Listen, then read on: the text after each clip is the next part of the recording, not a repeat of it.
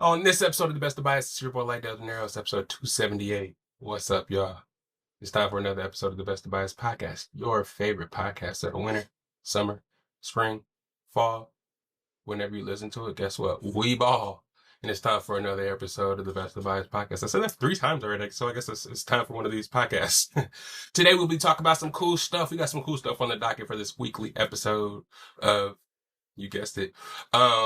If you're new to the show, weekly, we just come here and talk some shit, man. Best of Bias. Sorry for cussing early, YouTube. You know, I know you guys hate that, but we're gonna talk some bias today. We call it the Best of Bias because talk a little bit about everything.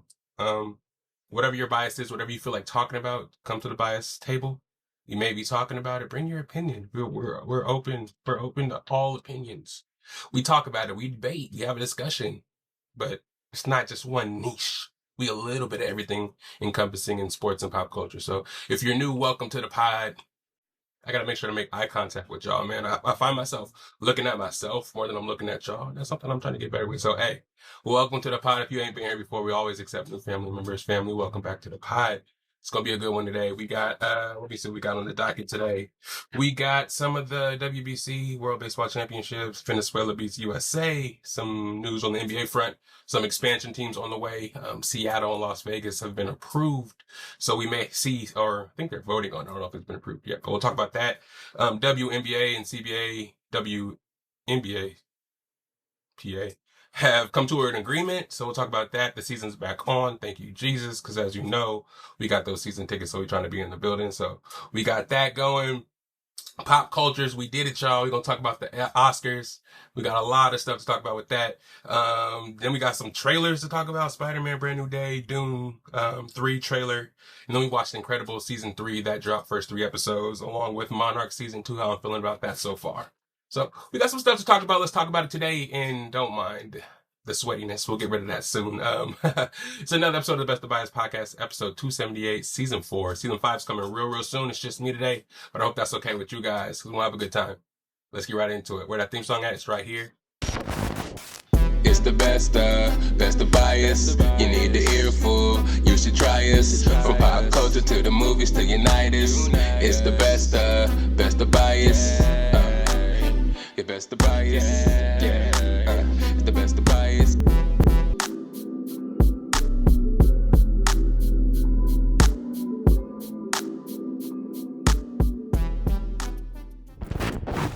What's up, everybody, and welcome to a nice and hot episode of the Best of Bias podcast, episode 278. It's your boy Lydell Dienro, of course. Who else would it be?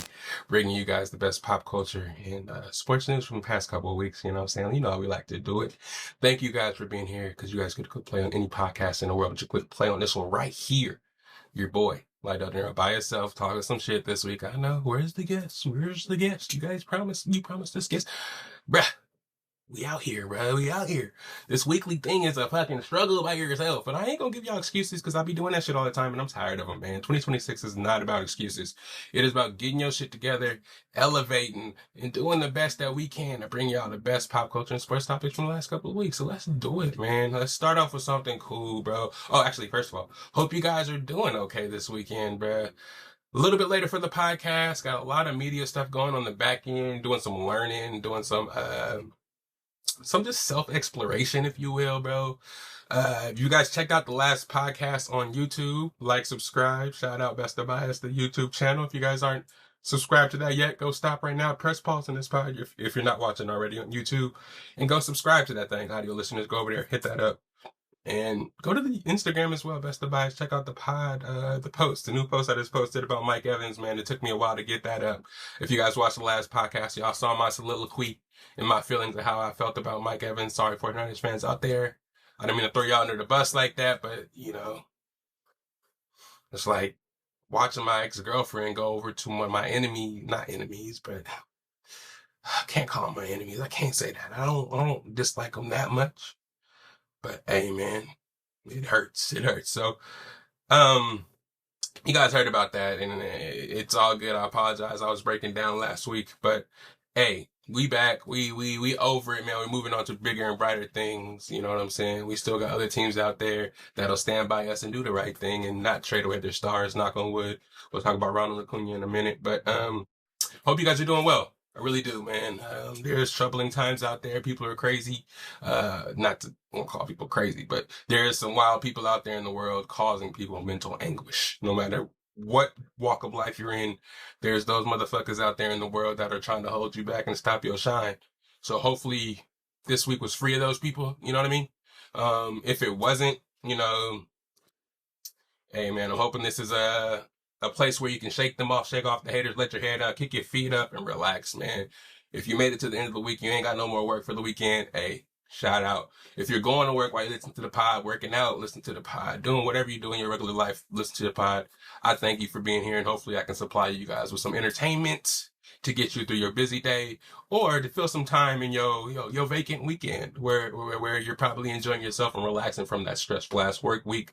Maybe you have some time off from your stressful partner. You took the kids to the park, to the movies. You by yourself for a little bit, got some time to relax. Hey, let me bless you real quick with some bias I know you want to hear. So let's get right into it without further ado. I hope you guys are happy, feeling good, ready for this pod. I'm feeling good, ready for this pod, ready to get you guys out here, get some bias to y'all, talk some shit with y'all that y'all was probably waiting to talk with me about. You know what I'm saying? So let's get right into it. Starting with the World Baseball Championship. I hope that's what it's called because, I don't really pay that much attention to it, honestly. I'm not the biggest baseball guy. I'm a baseball guy for sure. I know the rules. I fucks with it. I know the players, base level. I don't know all players, like on all the teams. Like some niggas, like some of my friends is deep in it. They know everybody. I know the Braves. You feel me? And once you come to the Braves, I do my research on where you used to be because I know the Braves get a really big influx of free agents and trades and signees because we got to keep the top tier talent in this big market out here in Atlanta. You feel me? Not out here, but out here. You feel me?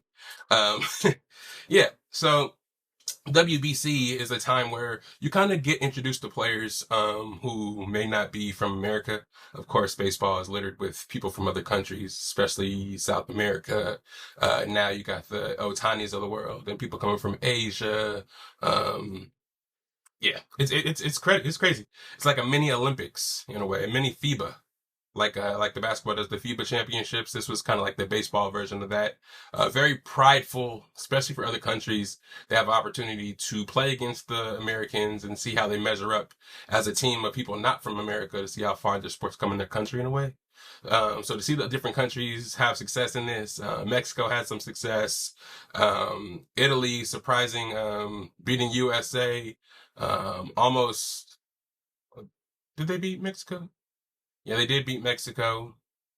It was a cool little run until they got to Venezuela, and Venezuela actually was able to take them down. Who did USA play? Dominican Republic. I think they played the Dominican Republic to get to the championship game.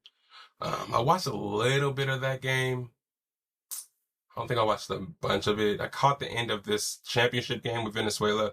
Of course, I watched Venezuela, watched them really closely. Whenever a player from my favorite team is on one of the country teams, I watch that country team a little closer than the U.S. in a way, just because the players from my teams are never really on the U.S. teams. I guess it's because the players on my favorite teams are not American players, like Jokic and Jamal Murray on the Nuggets from Canada and Serbia, and then Ronald Acuna is from Venezuela, and of course, at least I don't think any of the American players from the Braves were on the team. I don't think so. None of our players. Not Matt, no Matt, no Austin. Austin was injured last year. I don't think anybody else on the team would qualify really. So it was interesting to see how far Ronald played. There was some controversy when it comes to some of the players, pitchers playing just because the regular season is so close to starting. Having some starting pitchers go out and just trying to throw their arm out, trying to win a WBC that doesn't really matter in the grand scheme of things, kind of ultimately just for pride, country pride. But when it comes to what you're getting paid millions and millions of dollars for, their MLB, that being so close, the managers and the owners don't really want the players to risk it. But players like Ronald Acuna, who said, you know what I'm saying, I love Atlanta and I respect everything that they're doing there, the World Series, the MVPs that he's got there, rookies of the year, but he's from Venezuela, and without Venezuela, he wouldn't be in the MLB right now. So a lot of pride, a lot of effort went into that. Though he didn't have the best WBC when it came down to plays that mattered, he made those plays. I think he had a single to bat in a tying run against Italy. I was watching that game in and out of a workout. That was a back and forth game, man. It was 2-0 for a minute. Oh, that was the championship game. But yeah, Italy and Venezuela were going at it. Suarez hit a bomb, took them over the top in that game, drama-filled game. Then when it got to the USA game, Venezuela was shutting out the US. Everybody was kind of shocked on how bad the US was playing. They already got shocked by Italy. So them to play so bad against Venezuela and be shut out was kind of just like a gut punch and kind of self-realization that some of the big time players that we've had on the team in the past, maybe we need to like infuse some other youth, other American players, add some, because there's a lot of players I feel like we could have had on the team that weren't there that may have resulted in us not being as good as we should have been. Again, a lot of the players that probably would have been on the team didn't play because of how close it was for the regular season. I get it. You're making hundreds of millions of dollars to play MLB baseball, not WBC baseball. And to fuck that up or ruin that in any kind of way isn't really in the best interest of a lot of the players. But I get it. You know what I'm saying? Other countries, you got to represent because you don't get to play for your country's team all the time. You don't get to play with these guys all the time. A lot of them play for other teams, whether that be in their country or in the MLB. So a lot of pride, a lot of fandom goes behind it for the other countries and USA, man, because the USA always wants to be the best in everything. But the championship again, it was wild, man. All the way up until I think it was maybe the 8th or 9th, well, maybe 6. It was 2-0. US hit, not a home run, but they tied the game up 2-2. It's just, just late in the game. The batting of Venezuela was too much for the US, and they, were able to score one more point than the US was. USA made a good attempt at a comeback, but wasn't enough. Aaron Judge, leader of the team, captain of the team, admitted, they weren't good enough to win. You know what I mean? It sucks to lose, but they'll regroup and figure it out, come back better next season. You know what I'm saying? They're not used to losing, I'm sure. So I'm not really sure of the history of the WBC, who won the last couple of years. But, Japan's coming on strong. You saw what Venezuela was able to do. Dominican Republic's always a tough out with the players they got. So this is going to be a self-realization for the U.S. Got to deepen the roster a little bit. Maybe add some brothers to the roster a little bit. Huh? You know what I'm saying? Maybe that. Yeah. Maybe that'll help out a little bit, you know what I'm saying? Even though it's not many of us in the league, but maybe. I don't know. What about the U.S. Mexican players? They ain't got none of those? What about the U.S. citizen? Yeah, again, I maybe it's just because the season's so close, but shout out to U.S. Y'all be back. Don't worry about it. NBA expansion. Seattle and Vegas thinking about getting teams. Big markets, ever since OKC or Seattle's team moved to OKC, there's been chatters of Seattle getting that team back. The locals want the team back, I'm sure. The league wants the team back. They're making so much money, another team would help that much more. They can get their little cut, you know what I'm saying, from the owners. Vegas is a hot spot right now. They're getting the A's. The Aces are doing well. The Raiders, they're about to start doing good again with Mendoza and Tom Brady, Spytech taking over and the shit that they're doing in the offseason. So it looks like the sporting, complexes and they build it. They're going to pay for themselves if these teams end up being as good as, I'm saying. The Golden Knights are pretty good, if I'm not mistaken. Shout out my my NHL fans out there. Let me know. Maybe then, Vegas sports is, anytime they propose any sporting events or any sport teams out there, I think it works because they have fucking so much desert out there to build shit. And the strip is so dead, quote unquote, right now. Adding any attraction, especially sporting events and abilities to do things like that, the Spear, anything like that, it just makes more money for Vegas. And that's what they're all about. And it's an obvious choice. But we'll see what other expansion teams will get. Of course, it has to be 2 to give us 34 teams, or 32 teams, excuse me. There's 30 in the NBA. But we'll see. Maybe there'll be some shifting around. Maybe some teams that are actually in the East Coast will go to the East, and the teams that are actually in the West will go to the West. Maybe we'll restructure by the time the new team comes in to where it's going to be straight top 16 teams make it. You know what I'm saying? And we'll figure out who plays who on some kind of way. The East is coming back into fruition with the Pistons, the Celtics, and Tatum coming back. The Knicks are always stalwarts there, and James Harden going to the Cavaliers. So the East is kind of catching up in talent. In the West, it's always a logjam from 3 to 6 at this time of the season. A lot of the times, number 1 and 2 are usually locked up by this time of the season. OKC and Spurs. In a minute, they're going to just stop playing their starters and get ready for the playoffs. I mean, they'll play some games not to go into the playoffs rusty, but yeah, there's only like 12 games left in the NBA, and they're already like 8 to 10 games ahead of everybody. So as they see maybe some other teams lose a couple more games, they may just start to pull their starters to get ready for the playoffs and prevent injuries.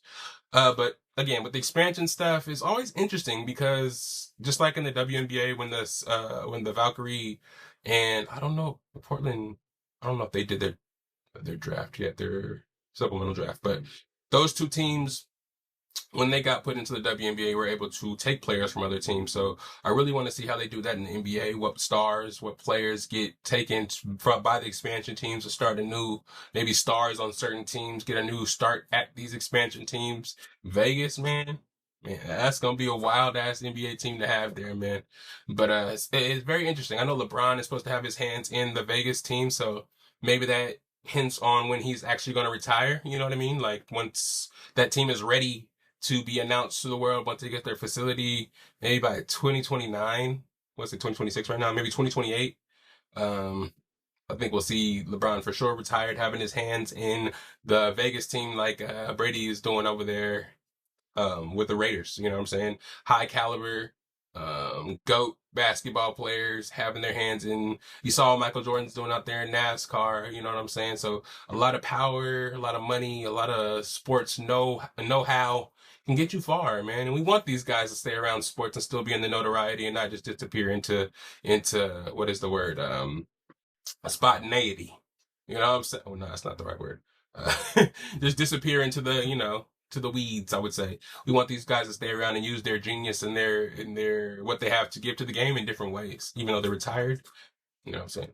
LeBron's still out there dropping 30-point triple doubles right now. Lakers on an 8-game winning streak.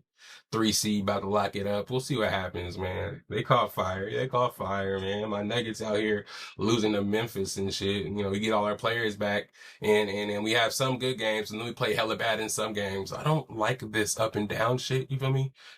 Nuggets, we need to be playing well. We always do this. We play okay going to end the season, but we always have fucked up games leading up to the end of the season. We have a part of the season where it's like, oh, this team can't do shit. We're going to be terrible. And then we catch fire to end the season.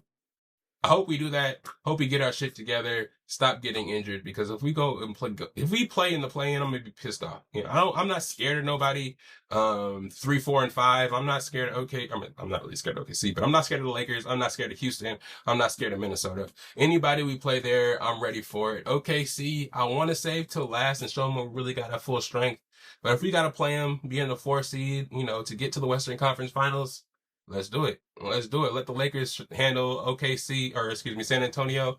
And if they want to see us in the Western Conference Finals, do your work and we'll meet you there. You know what I mean? Do your work and you'll meet you. Yeah, there. You feel me?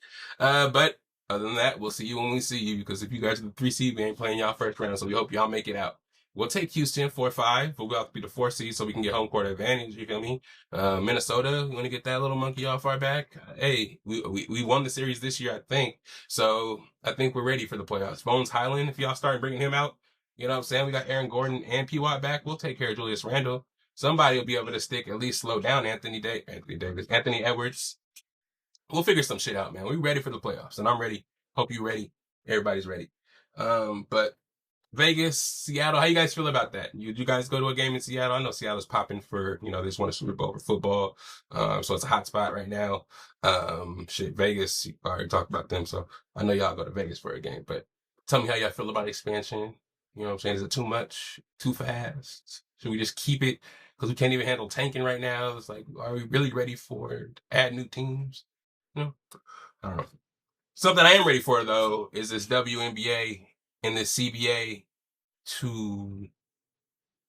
or the Players Association, excuse me, to get their shit together and start this season, because we were this close to not having the season start on time. And motherfucker, me paying for these season tickets, bro, you gonna give me my games. You gonna give me my games, my nigga, because that's too much money to be spending for y'all to give us half a season. The season's already hella short. So You know what I'm saying? For y'all to start late, that would have been catastrophic to my interest. But got the job done. They were able to get some money out of the WNBA. The CBA did their thing.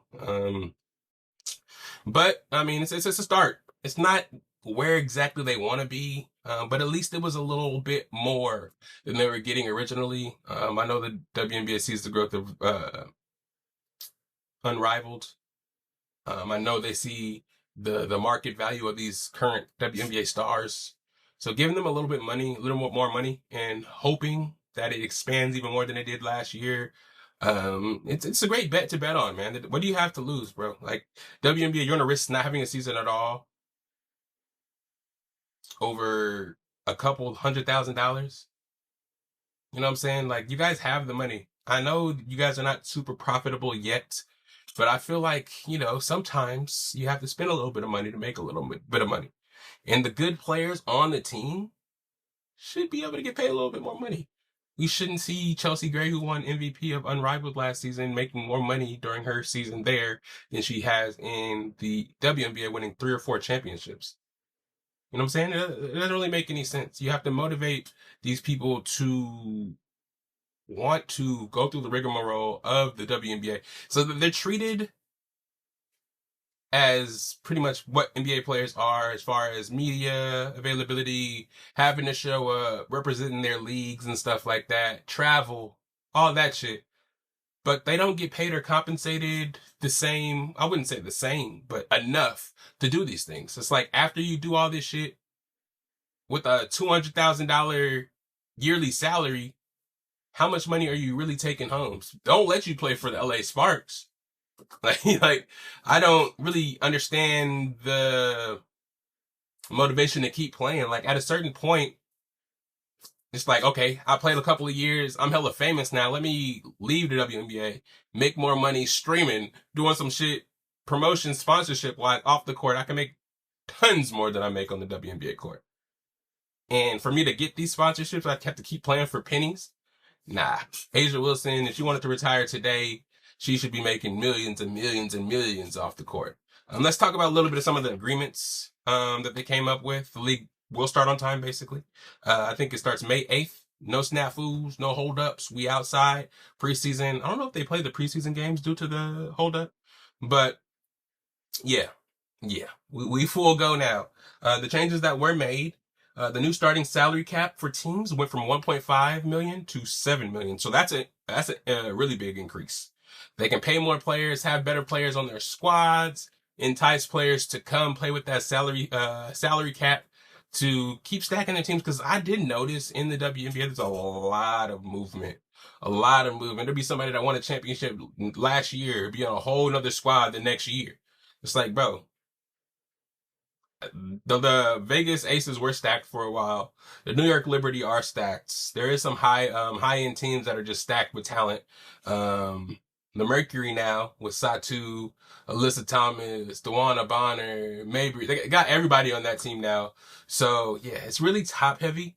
So now being able to pay players more money could entice really good players not to stack on the teams that have all the good players on it, because probably winning the championship gives you the best chance to make the most money with bonuses and everything, I would think.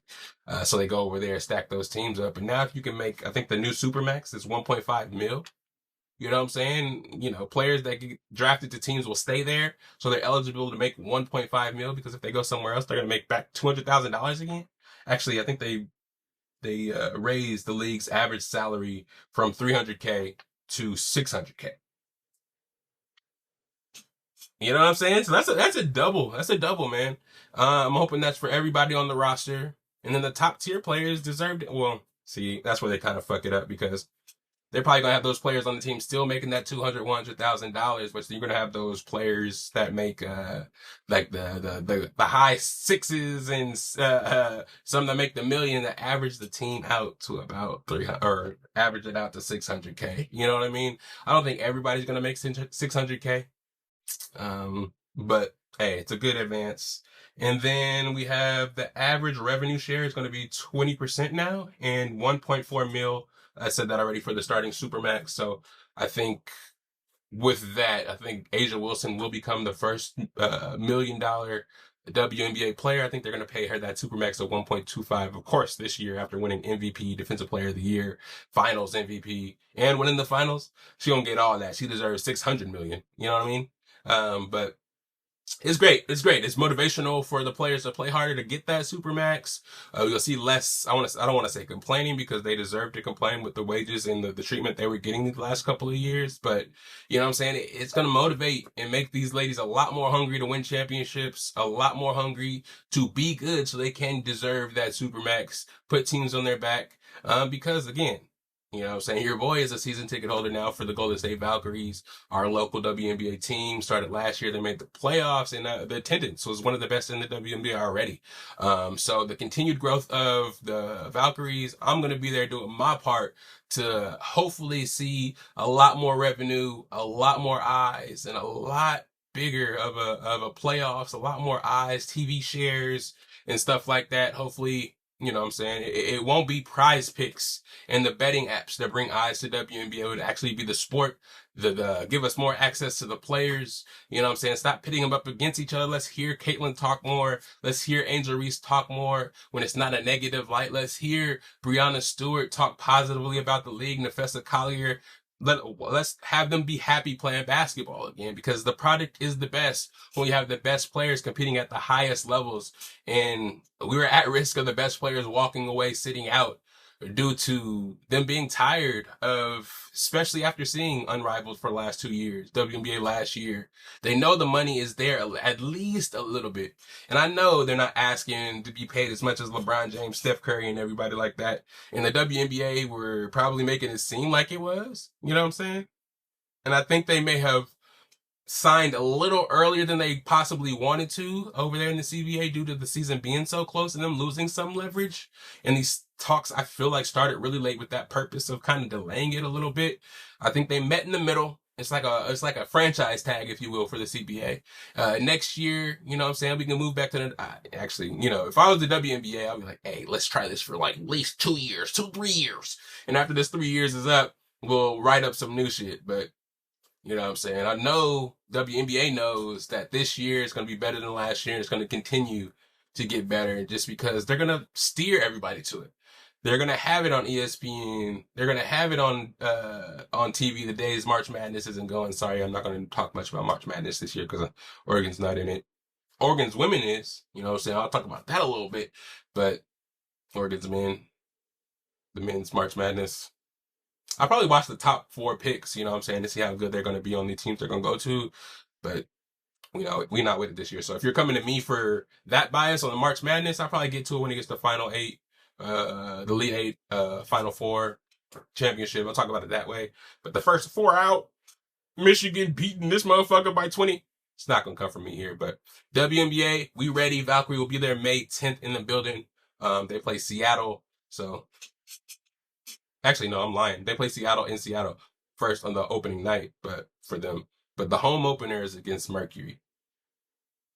Loaded. About to see Satu in the building. Young Satu, young Alyssa. A lot of the players I made some money off of. But you already know, Sko Ducks with Satu in the building. Hopefully she's playing. I saw she shaved her head for alopecia awareness. Shout out you, Satu. And hope you ball out this season. Sabrina, you already know what it is. Hopefully you get a good season out there in New York for this last year, and then go ahead and come on to the Bay so I can rep you and the Valkyries at the same time. You know what I'm saying? I know I'm going to have to support the Liberty out there on the East, and then, you know, I'm going to be a homer for the West. This is actually the first time that I've been a fan of the local team in the Bay Area, so it's going to be a new experience for me, man. Sabrina, hopefully you come to the Bay. You're from the Bay, Walnut Creek. I know you're doing it out there for New York. I know you guys won a championship. You know, last year was tough. If you don't win the championship this year, her free agency is going to be wild anyway. So hope the Valkyrie pick up some good pieces with that expanded salary cap. And then, hey, bro, if a trade needs to be made, I love Burton, but if you need to trade Burton to get Sabrina, do it. But if you have both of them at the same time, I fucks with it too. And hopefully Thornton can come back and play the way she was playing last year. We don't know. But, and Monica Billings has been playing great in the motherfucking, I think she may have won the championship with the Mist in Unrivaled. Don't quote me on that. But we back though, WNBA, let's go. If you guys want to talk more about that, we can talk about it all season with the Valkyrie and shit like that and Sabrina, of course, but let's go Ducks anyway. Where we at? Oh, we here. Pop culture time, and I want to give a round of applause. You guys do it with me. A round of applause. This is silent because I ain't trying to fuck up y'all ears. For the Oscars, man, y'all did the right thing. You know, not 100%, you know, one battle after another. I know you guys fucks with it in the director. I forgot his name, Peter something. Y'all fucks with him. I get it. You know, they won. What did they win? One battle after another. Best picture, best director, best adapted screenplay, best supporting actor. Shout out Sean Penn. Best cast and best edit. That's cool. I mean, hey, best cast. Oh, I don't know. Best edit. All right, whatever. I mean, I guess. And best, I don't know, best director. Maybe this guy has cachet. When you have a movie with Leonardo DiCaprio, Benicio del Toro, and everybody they had in that movie, I don't want to say the director didn't do anything, but it's like, was he as hands-on? Did he have to work as hard as Sinners did? Ryan Coogler being not only a black director, but a black director that did so well in the box office for a film that everybody loved. I've heard some bad things about it, but the worst things that I've heard about it may have been the fact that it's not an original. I mean, it did win. Let me not get out of that because it did win for original screenplay, but people say it took from different aspects of different vampire movies. Like, what is it? From Dusk Till Dawn, things like that.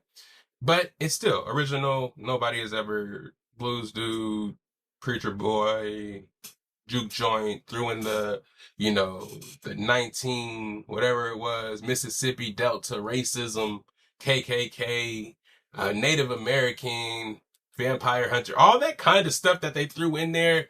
The music scene, just how they did it, and it was questionable to some people. Just everything about it was so original. One battle after another, I get it. Like I said last week, it's a long, drawn-out movie. We get it. It was what it was. Leo, you can't go wrong with him. Tiana did her thing with the little bit she was in it. I thought she'd be in a lot more. But Sean Penn, you know what I'm saying? He did his thing in that movie. I feel like he made the movie. Leonardo DiCaprio always does his thing, especially at the end when he was looking for his daughter in the car and pulled up to the homies at the stop. I don't know if it was a taco truck or whatever. He's like, he did the little the homeboy whistle. Shit was clean. He was always acts his ass off, and Benicio del Toro is him. Shout out to the ladies in the movie too. I'm sorry, I don't know the daughter's name. But it was a good film. But yeah, I don't know, man. Sinners was better, bro. One battle after another. The rewatchability for that one, I don't think I would rewatch it unless I was watching it with my mom or something and wanted to show her the movie and just wanted to get her reaction from it. Sinners, I've already watched about 5 or 6 times. Let me just talk about some of the awards they won, and then I'll get into a while of it. Sinners did win for Best Original Screenplay. Like I said, Ryan Coogler won that. Score, Ludwig Göransson, yeah, that's his name. Yeah, the score on that shit was crazy. He did the score, I believe, on Oppenheimer. He's done the score on, I think, Black Panther. He's done amazing things. And I think he's won an Oscar for all these things. So, yeah, he's the man. And then, cinematography, Autumn Dorald Arkapa. Sorry if I mispronounced your name, but big ups to her. She won a Oscar for cinematography. First woman to ever win that award, and first woman of color to ever win that award. So shout out to her. She was really grateful of Ryan Coogler to help her, not really help her, but to work with her and help her get to that stage and achieve such an honor. Just Ryan Coogler seems like a really cool guy, and he believes and trusts in everybody that he works with. He doesn't, he takes no new friends to a different level. Every movie not every movie, but all the big movies he's done them with Michael B. Jordan, who, let me not leave out one, best actor in that. I was gonna get to that in a second, but Ryan Coogler just having the trust of Goranson, of Arkapaw, like just for them to be able to do their thing and just be relaxed knowing that Ryan Coogler trusting them in their vision, and it's a family thing here, and they can just let their hair down, do their work, and get shit done, and they can trust in your vision and know it's going to be great, and get the response from everybody else and the reassurance that the people that he trusts in, they think are great as well. It's just a beautiful thing, and it just gives credence to all the opportunities that Ryan Coogler is getting after this. X-Files, the next Black Panther, just everything, man. And it hopefully opens the door for his people to go out and do their own original projects, and he can just kind of like, produce for them, give advice, provide them with things they may not have on their own, grow that team. Just young Black boys, young Black women seeing Ryan Coogler, being from the neighborhood they're from, seeing what he's able to do, him being from the Bay Area, going to USC, out there in LA, just people from those areas just can see that it's possible. You know what I'm saying? They may tell you no a million times, but if you keep knocking at that door, you're going to break through. You're definitely going to break through. Fruitville Station, Black Panther 2, what else? Just name a couple. Creed, and now fucking Sinners. Like, just keep knocking on doors, keep showing what you got. And if they ain't gonna let you in on the knock, just bust through that bitch, because that's what he's been doing. Fruitville Station was a really big Bay Area movie just because, it was local to us and we know what happened here. People didn't really take Michael B. Jordan that serious after that. But as Michael B. Jordan grew, and I always like Michael B. Jordan, y'all know how I feel about Michael B. You know what I'm saying? You already knew. I was, this whole award season, I was just hoping for this movie and Michael B. Jordan to get his recognition. People think he is just a kid actor grown up, Hardball, The Wire, and things like that, and all the roles that he got. After that, we're just kind of like, okay, he is a new hot man in Hollywood, so we're gonna give him all the roles, but he really can't act. Nah, bro, the growth is there. The willingness to be better is there. He accepted the criticism. You never see him speak out of turn. You know what I'm saying? He's been in the media, with the whole, I forgot her name. How am I forgetting her name? Lori Harvey thing, public relationship that was blown up and kind of ended the wrong way. They tried to embarrass him like that. Him getting with, her getting with, was it Damson Idris? And, just being in love all in public, it could have taken somebody down. It could have veered him the wrong way, but I think it just made him stronger. Acting got better, opportunities got there, no remorse. His action movie, people still have the taste of Fantastic Four when he was Johnny Storm, that bad representation in their mouth, but Creed 1, 2, and 3 just gave people a chance to see him grow. I think Creed 3 was directed by him. So it just gave him a chance to use what he learned from Ryan Coogler, use what he learned in the industry and his opportunities to show the industry, show the people, show the academy that eventually he's going to break through and be that guy in Hollywood that you guys think I'm going to be, and I look like I am. I'm going to do the work to show you guys that I deserve to be here. You know what I'm saying? And we've seen it. You know what I'm saying? I've talked about it forever, man. He can do no wrong in my eyes. I love how he puts his family first. His mom just you can tell his mom has had his back through his ups and downs. There's been some times where he probably thought he wasn't going to ever get to where he is now. But look at him now, 39 years old. When he got that award, he said, hey mom, look at me now. He didn't really say that shit, but you know what I'm saying. You saw it.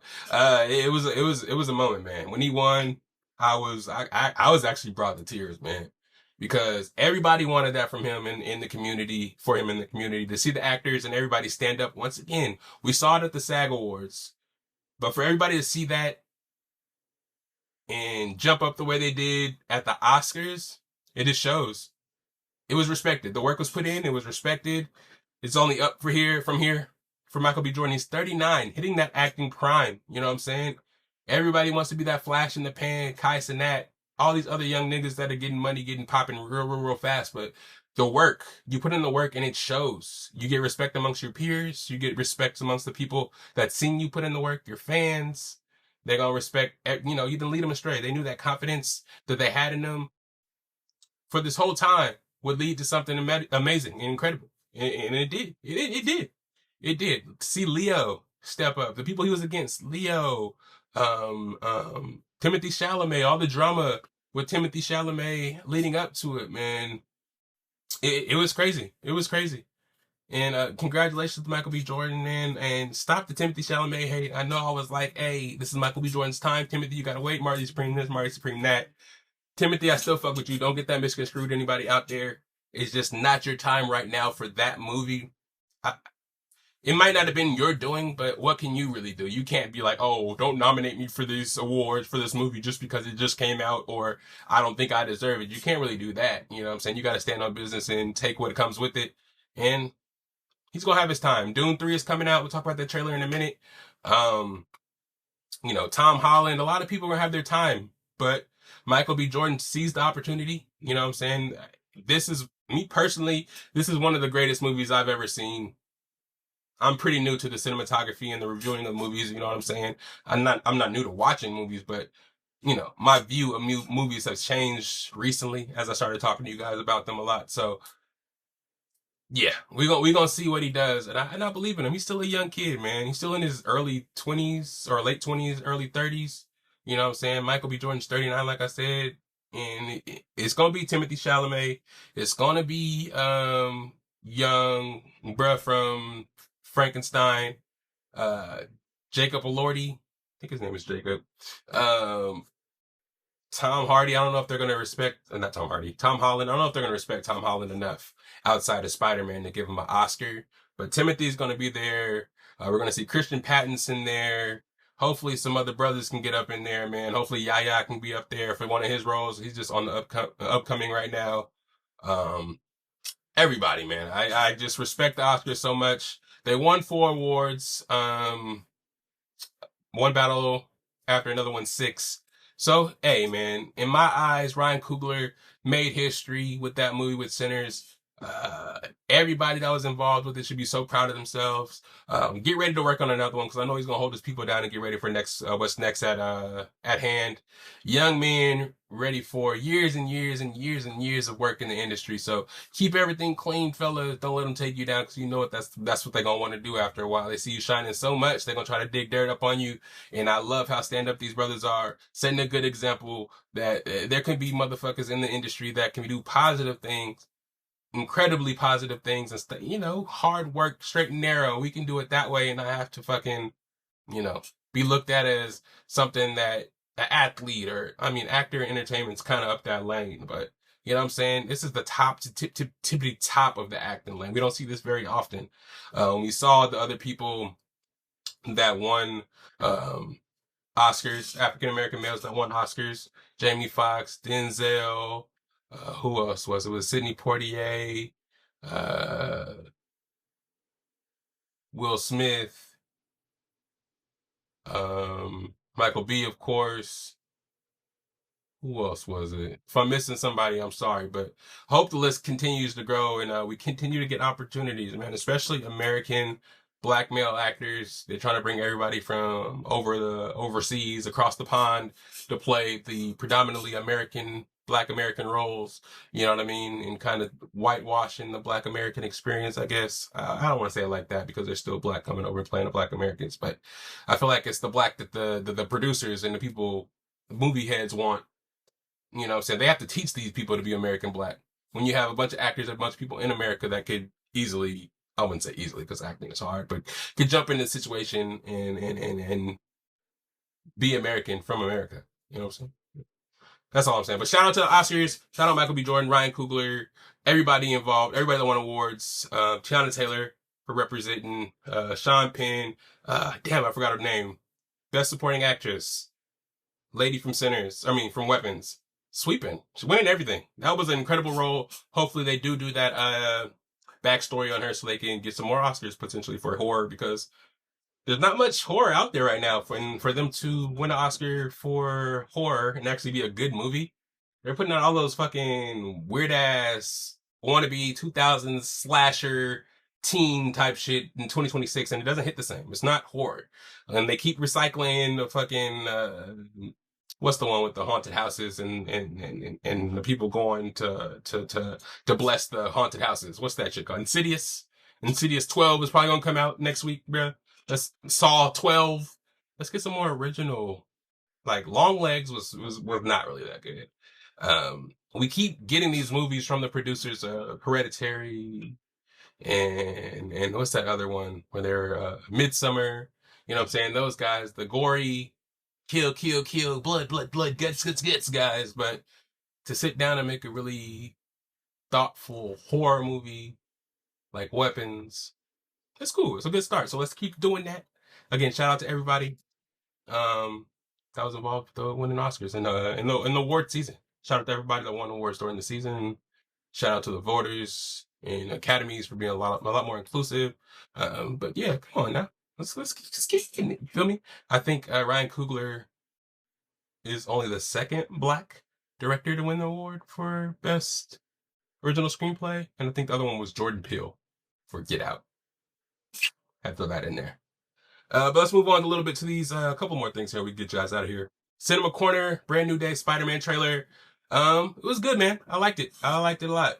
It gave an insight of what we're going to be expecting. I think it's in June it comes out. A lot darker than the last ones. A lot less of a bubbly Spider-Man. He gave us a loner Spider-Man, trying to figure it out. College Spider-Man, adult Spider-Man, which I've been kind of wanting for a long time. It's going to be interesting to see Tom Holland kind of juxtapose this personality of Spider-Man after he made everybody forget him in the last one. Mary Jane, his homie don't know him no more. Aunt May just died. You know what I'm saying? So it's just him alone in in New York, in Queens. And we see him on the phone kind of cyber stalking MJ. You see him, notice MJ got a boyfriend now, moved on, which is really fucked up in my aspect because, in my opinion, because fuck, he was doing good with his girl and everything. He made a stupid wish and she forgot about him. So it's not like they were fighting, they broke up and she moved on. It's like everything was honky-dory. They was possibly gonna get married. And he just forgets. So it's interesting. See him jump off the building and the inside the mask while he was jumping off. I like the shots. I love the shots, actually. I love the cameos of Punisher, the Hulk, how he jumped through Punisher's windshield and threw him out the car. That was nuts. I think it's PG-13, so I don't think we'll see Punisher killing people like he was in the Daredevil series, coming next week, by the way. Make sure you don't miss that.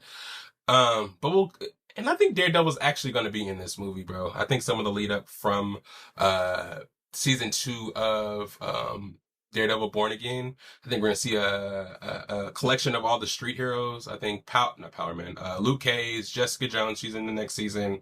I think we'll see Spider-Man. I think we'll see Daredevil. Of course, Daredevil and Daredevil show.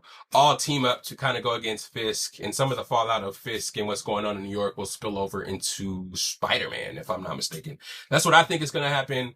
I think we'll see a fight between, because I think this was rumored a long time ago, a fight between Punisher, Spider-Man, and Savage Hulk. We see Peter go and meet the Hulk, Bruce Banner, but again, Bruce Banner doesn't know who he is because everybody forgot him in the last movie. I wonder if Doctor Strange knows who he is. What about Wanda?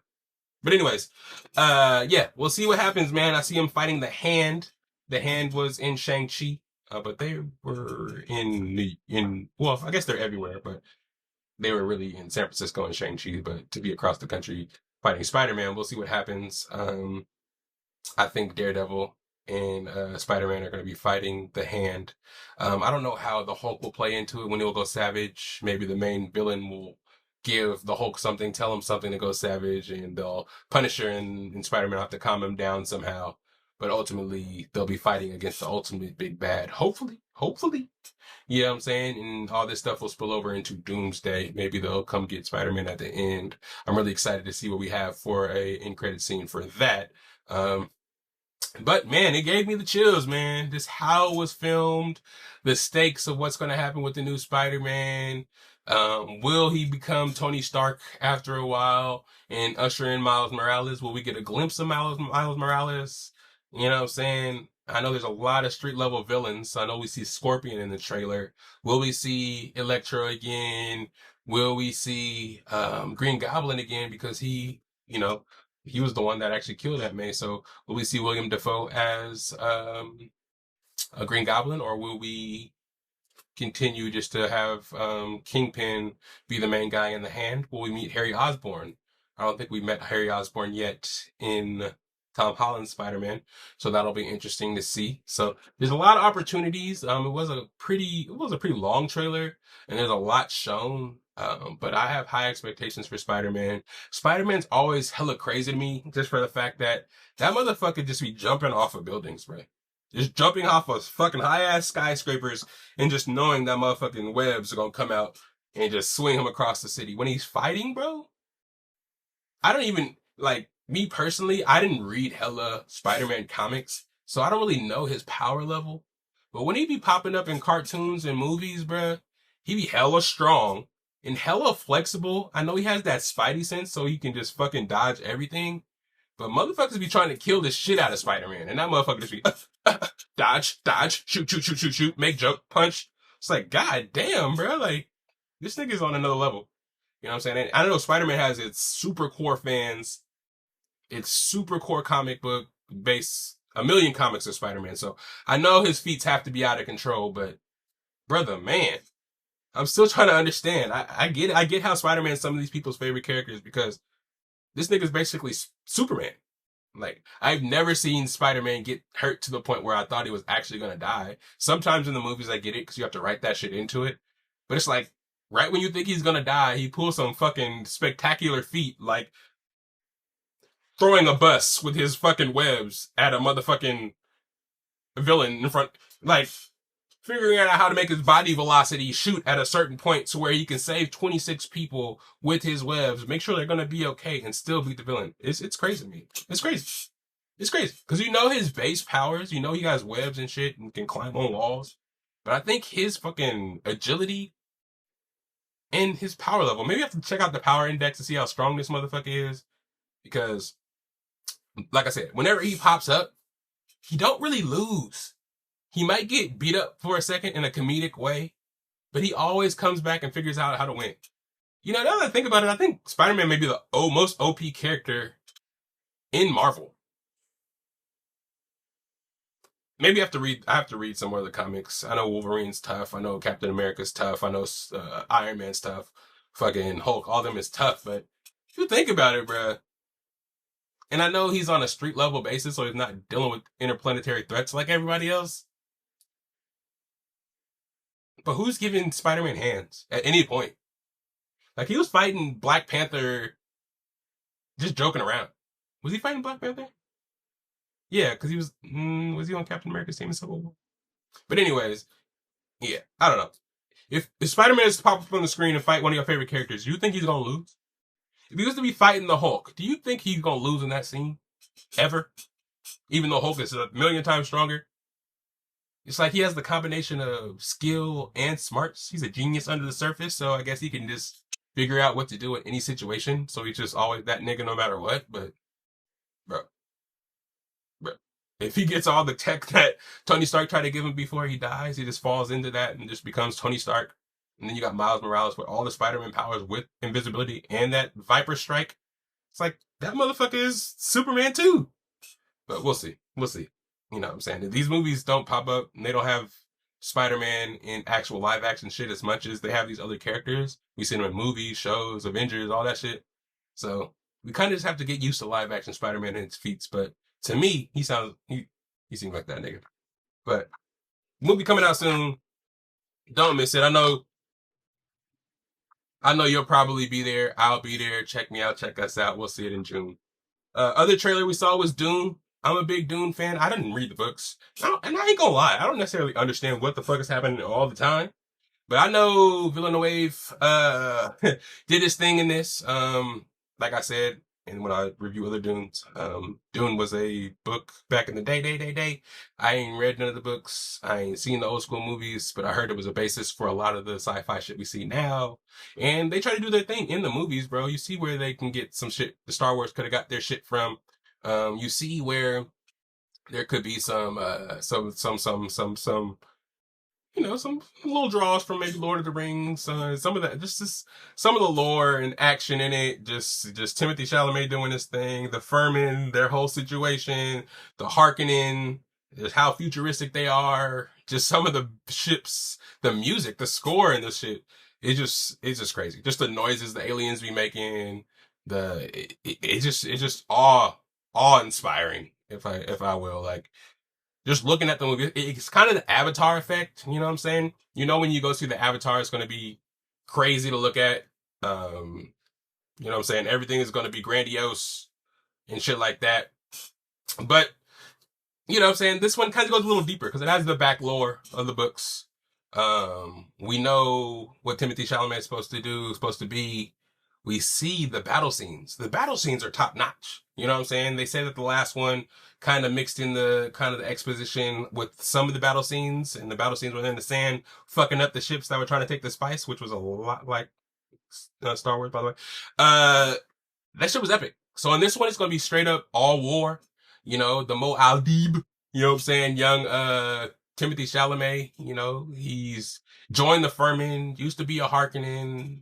You know what I'm saying? Pretty much started a war against the Harkonnen, killed everybody.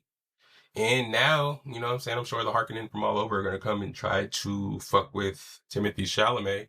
And it just seems like even his mom just has kind of hidden intentions. And even when we saw her give him the blue juice and make him become, you know, the Muad'Dib, I don't know if I'm saying that right. I feel like it's because she wanted him to do some shit for her that she's not saying.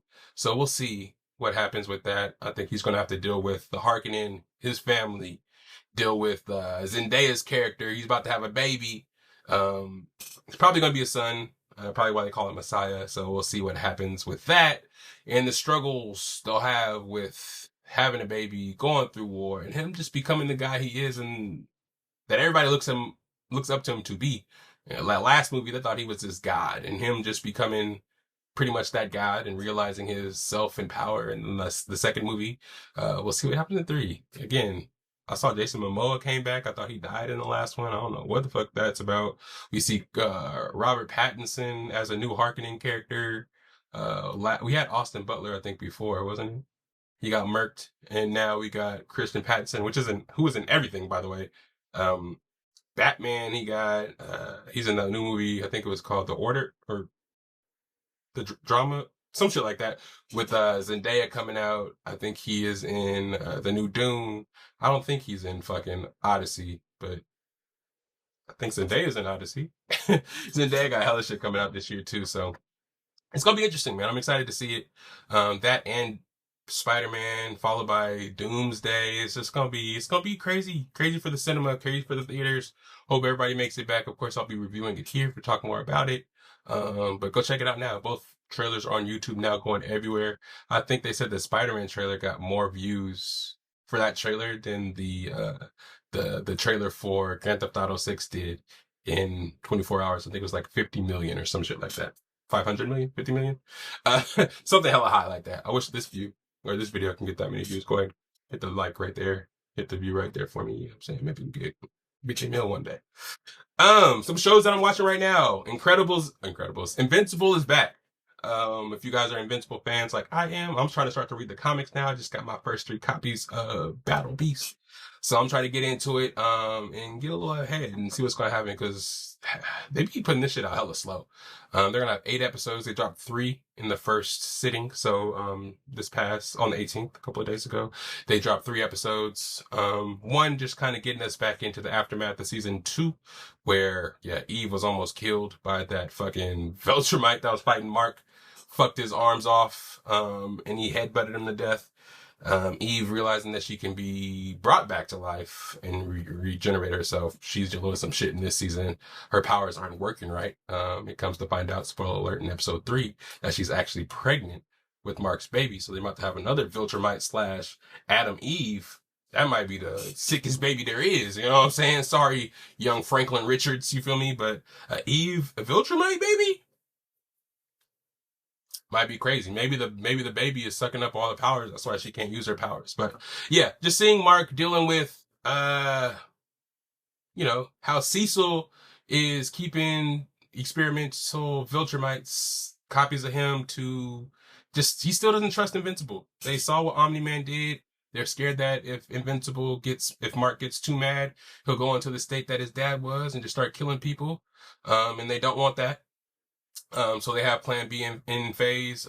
They saw this season, he's kind of dealing with himself, really, and him having to be a hero and dealing with the moral decisions to save the planet, save people, or kill people when need to kill people, because killing people is morally wrong, and if he kills people, then people will think he's turning into his dad, and they'll be scared of him, and it just brings up a whole bunch of shit. So seeing him dealing with that, and trying to negotiate or navigate that in a relationship with Eve, seeing his brother come into age and become a hero now, his mom dating, it's just a lot for Mark to deal with.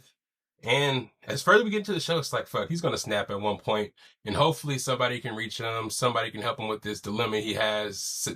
If it comes to saving the world and he needs to kill somebody to do it, does his conscience let him do things like that, or should he just stop being a hero altogether, since he can't handle that decision right now? You know what I'm saying? It's tough. And Eve having to deal with her powers going away, her almost dying, and her shitty parents, bro. Her parents are shitty. They make me mad every fucking episode.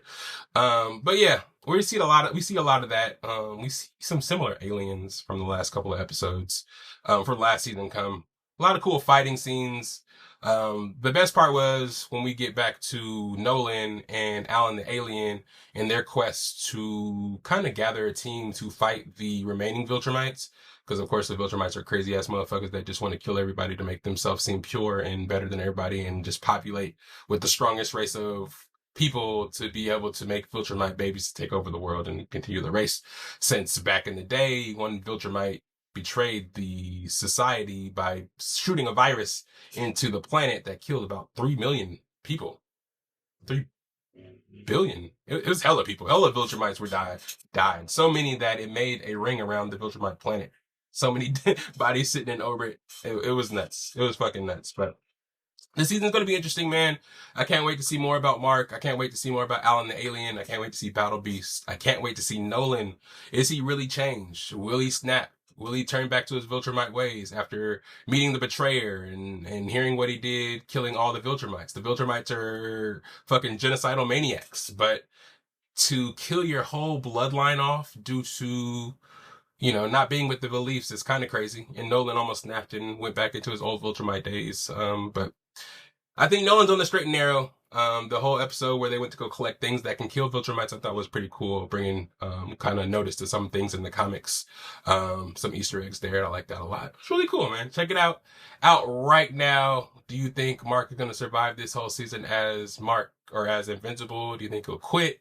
The Guardians, are going through some shit. They lost Monster Girl and Robot to that alternate universe. Those Guardians are pretty sick. The old dude that was Invincible, that nigga was raw. I thought he died when he got fucked up and thrown into the building, but he just shook that shit off. It was shit dope. What else am I watching? Monarch. Yeah, Monarch is cool, bro. I'm just hoping that they do more story-wise. I get it. You want to show us big-ass kaiju. I haven't seen Godzilla once yet. I think it's like 3 episodes in. We saw King Kong, a little cameo at the beginning, but hopefully they go back to Skull Island again and show him again. But it's slow, man. Apple TV Plus, man, their season 2s, some of them have been good, but man, even shrinking, bro, I'm falling off. There's only so much of the weird ass conversation, the funny family issues. Like, you gotta progress this shit, man. I know probably Harrison Ford's character is probably going to pass away eventually because he's hella old in the show, but gotta do something here. And Monarch is kind of following the same model. But shout out Durs, you know what I'm saying, for the cameo in the show. Shout out everybody in the show. I'm holding out hope, bro. I think I still have to watch the last episode all the way through. I think I still got some in there to watch, but it's cool. It's cool. It's something, it's visually great.